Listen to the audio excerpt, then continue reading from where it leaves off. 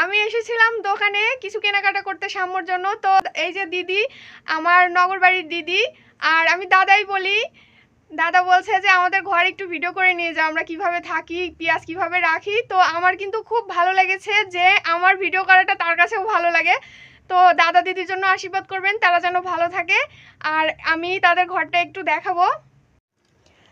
দেখুন, এইভাবে পেঁয়াজ রাখতে হয়, আর পেঁয়াজের উপর কাঠ পেতে হাঁটাচলা করার জন্য রাখা হয়েছে। এই যে দাদা দিদি দাঁড়িয়ে আছে। আসলে খুব কাজের চাপ, ঘর গোছানোর খুব একটা সময় হয় না। আপাতত এই অবস্থায় আছে অনেক পেঁয়াজ, এমন একটা অবস্থা রাখারও জায়গা হয় না, এইভাবে রাখা হয়েছে। আর এই যে উপরে ছাদ আছে, ছাদেও কিছু রাখা।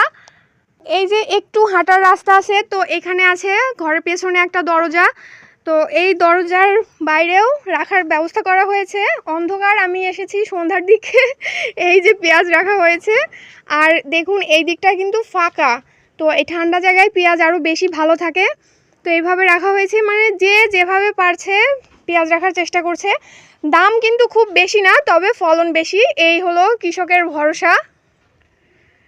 বস্তায় রাখা আছে ধান, এখানে বারান্দা, গ্যাসের চুলা আছে, ওজন মাপা মিটারটাও আছে। তো প্রয়োজনীয় জিনিসগুলোই রাখা হয়। এই যে আর একটা ঘরে এখানে যতটা সম্ভব ঠাকুরের আসন আছে। সবাই খুব কষ্ট করে থাকতে হয় কিছুদিন, তারপরে কিছুদিন হাট বাজার করলে কমে যাবে, অতটা সমস্যা হয় না।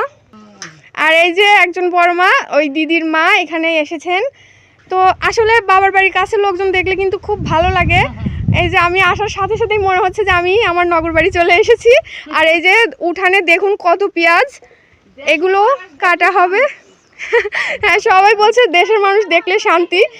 এই যে রসুন রাখা হয়েছে, লাইট ধরে ধরে ভিডিও করছি। আর এখানে একটি চায়না টগরের গাছ, আমি বাসায় একটি গাছ কিনেছি, ওটা ছোট। দিদির গাছটা কিন্তু বেশ সুন্দর দেখতে, কত সুন্দর ফুল ফুটেছে।